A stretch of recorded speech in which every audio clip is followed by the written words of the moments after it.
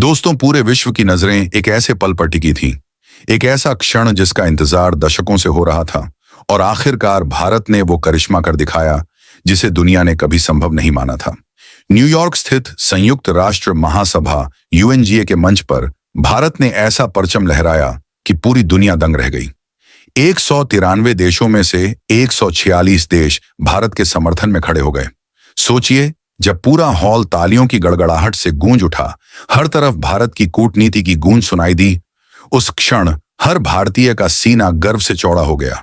आज का ये वीडियो सिर्फ खबर नहीं है, ये भारत के उदय की कहानी है। तो बने रहिए हमारे साथ, क्योंकि हम गहराई से समझेंगे भारत को स्थायी सदस्यता और वीटो पावर मिलने का असली मतलब क्या है, कौन से देश भारत के समर्थन में आए और क्यों किन देशों की नींद उड़ी और क्यों वे बौखलाए हुए हैं, और सबसे बड़ा सवाल, आगे भारत के लिए क्या बदलने वाला है। लेकिन आगे बढ़ने से पहले इस वीडियो को लाइक करें और चैनल को सब्सक्राइब करें, ताकि हमारी इस ऐतिहासिक जर्नी में आप भी हिस्सा बन सकें।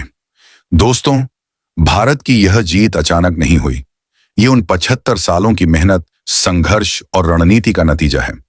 1945 में जब संयुक्त राष्ट्र का गठन हुआ, भारत आजाद भी नहीं हुआ था, लेकिन ब्रिटिश इंडिया के नाम से भारत को शुरुआती दिनों से ही सदस्यता मिली। 1947 में आजादी के बाद भारत ने उम्मीद जताई थी कि उसे स्थायी सदस्य बनाया जाएगा, लेकिन तब वैश्विक राजनीति कुछ और ही थी। अमेरिका और सोवियत संघ शीत युद्ध में फंसे थे। ब्रिटेन और फ्रांस उपनिवेशवादी ताकतों के रूप में अपनी पकड़ बनाए रखना चाहते थे और चीन को स्थायी सदस्य बना दिया गया, जबकि भारत को सिर्फ साधारण सदस्य की तरह रखा गया। कहा जाता है कि 1950 के दशक में अमेरिका ने भारत को स्थायी सदस्यता का प्रस्ताव दिया था, लेकिन नेहरू ने इसे ठुकरा दिया और कहा कि यह चीन का हक है। उस गलती की कीमत भारत ने दशकों तक चुकाई। फिर 1971 आया। भारत ने पाकिस्तान के खिलाफ युद्ध जीता और बांग्लादेश का जन्म हुआ। उस समय अमेरिका और चीन ने पाकिस्तान का समर्थन किया, लेकिन सोवियत संघ ने भारत का साथ दिया। यहीं से भारत की कूटनीति ने एक नया मोड़ लिया। 1991 में सोवियत संघ के टूटने के बाद भारत अकेला पड़ गया, लेकिन धीरे धीरे भारत ने आर्थिक सुधार, तकनीकी विकास और सैन्य ताकत के दम पर अपना प्रभाव फिर से जमाना शुरू किया। 2000 के दशक में जब भारत आईटी हब और परमाणु शक्ति के रूप में उभर रहा था, तभी से भारत ने संयुक्त राष्ट्र में स्थायी सदस्यता की मांग तेज की। आज 2025 में आखिरकार वो सपना साकार होने की कगार पर है।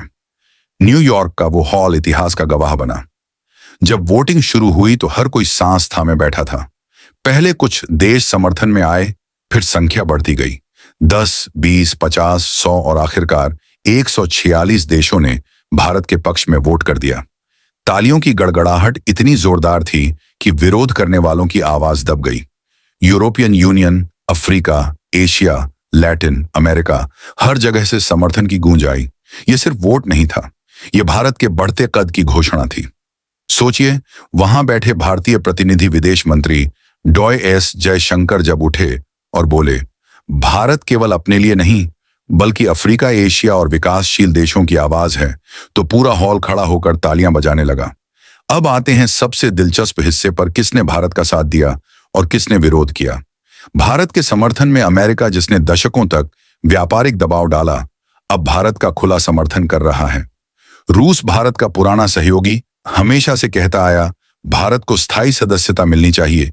फ्रांस और ब्रिटेन, दोनों यूरोपीय ताकतें खुलकर भारत के साथ खड़ी रहीं। चीन, सबसे बड़ा सरप्राइज, दशकों तक विरोध करने वाला चीन पहली बार बोला, भारत एशिया की आवाज है, भारत के बिना यूएन अधूरा है। अफ्रीका के 53 देश, जिन्होंने भारत को अपनी आवाज माना। Japan, Bhutan, Vietnam, Indonesia, Malaysia, एशियाई देश भी भारत के साथ। विरोध में तुर्की, जिसने हॉल में बिल की कॉपी तक फाड़ दी और टेबल थपथपाई। सऊदी अरब चुपचाप बैठा रहा, लेकिन नाराज था। लेकिन सच यह है कि उनकी आवाज इतनी कमजोर थी कि कोई सुनने वाला नहीं था। अब सबसे बड़ा सवाल, वीटो पावर आखिर है क्या? वीटो पावर का मतलब होता है, अगर कोई स्थायी सदस्य किसी प्रस्ताव के खिलाफ वोट करता है तो वह प्रस्ताव पास नहीं हो सकता। यानी यह दुनिया की राजनीति में सबसे बड़ा हथियार है। अब तक सिर्फ 5 देशों के पास यह शक्ति थी, अमेरिका, रूस, ब्रिटेन, फ्रांस और चीन, और अब भारत भी इस कतार में शामिल हो सकता है। इसका मतलब भारत अब तेल और गैस के सौदों में अपनी शर्त रख सकता है। व्यापारिक नीतियों पर भारत की राय अनिवार्य हो जाएगी।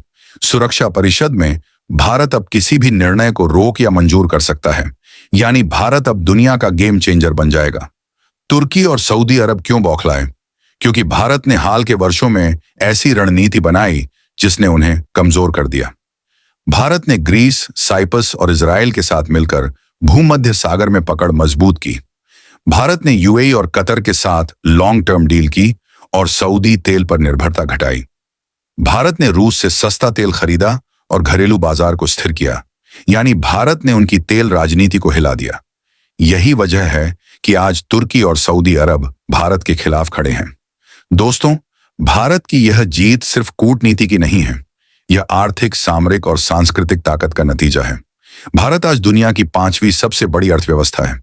भारत की आईटी और स्टार्टअप इंडस्ट्री दुनिया में छाई हुई है। भारत का सैन्य बल अब अमेरिका और रूस जैसे देशों के बराबर खड़ा है और सबसे बड़ी ताकत 140 करोड़ भारतीयों की जनशक्ति। सोशल मीडिया पर भी यह जीत चर्चा का विषय बनी। दुनिया भर में लोग भारतीय कूटनीति और नेतृत्व की तारीफ कर रहे हैं। तो दोस्तों, सवाल यह है, क्या भारत को आधिकारिक रूप से वीटो पावर मिल जाएगी? क्या भारत अब दुनिया की किस्मत बदलने वाले देशों की कतार में शामिल हो जाएगा? अपनी राय हमें कमेंट बॉक्स में जरूर बताएं। अगर आपको यह वीडियो पसंद आया हो तो इसे लाइक करें और अपने दोस्तों तक शेयर करें। और हाँ, इस तरह के और भी नॉलेजेबल वीडियो देखने के लिए इंडिया ज्ञान हब चैनल को सब्सक्राइब करके बेल आइकॉन जरूर दबाएं। जय हिंद, जय भारत।